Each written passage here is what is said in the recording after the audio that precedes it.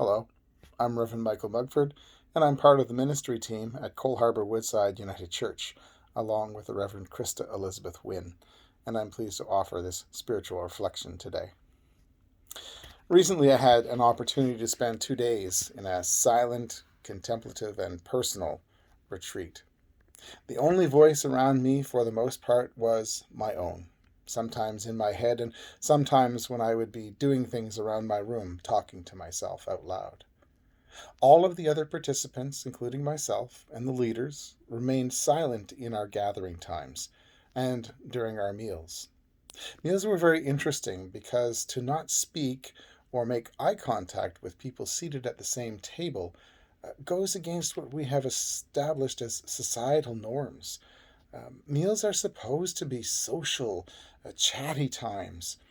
In any of the church suppers or family dinners I've been at, there have rarely been occasions where there's been a complete break from conversation or banter around the table.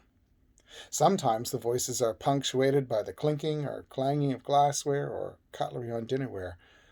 They're often noisy, cacophonous, and wonderful occasions.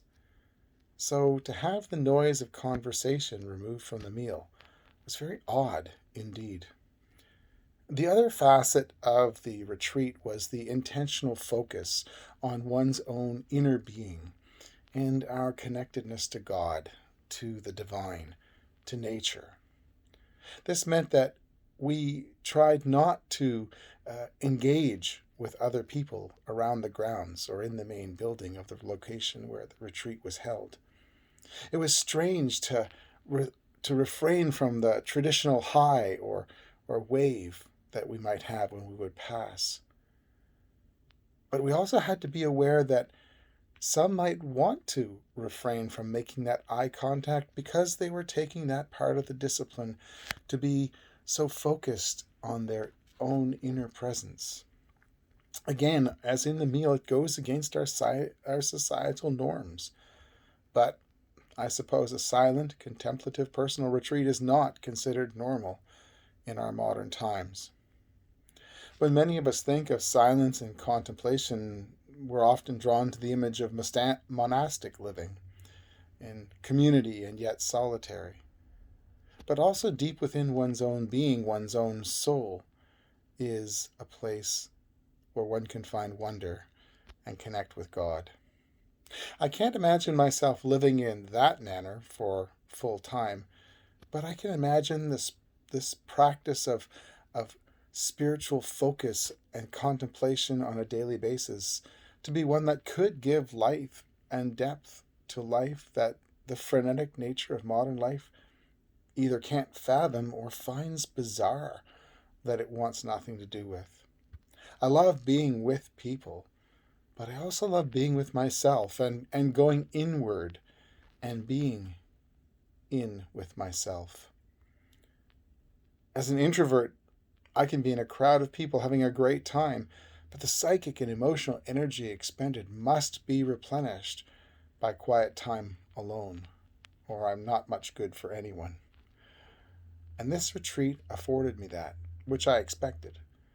What I did not expect, however, were the times of intentional introspection that caused me to look at ways in which my life needs change or maybe a bit of tinkering or repair. One afternoon, alone in a field, I spent about an hour walking a labyrinth.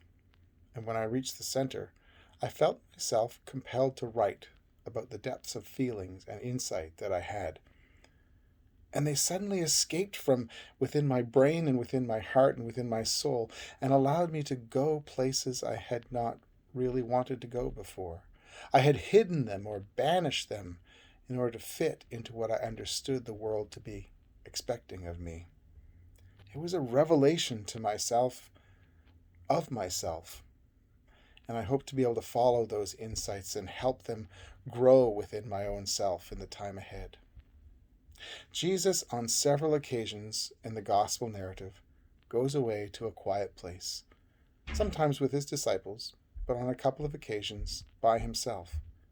And I couldn't help but wonder if these times of silence and aloneness were the intentional ways in which Jesus worked on his own spirit, on his connectedness to God, on repairing and renewing his own ability so as to be able to pick up the work that lay before him, the work of reminding the world that it is deeply loved by its Creator, and that God seeks to continually commune with humanity.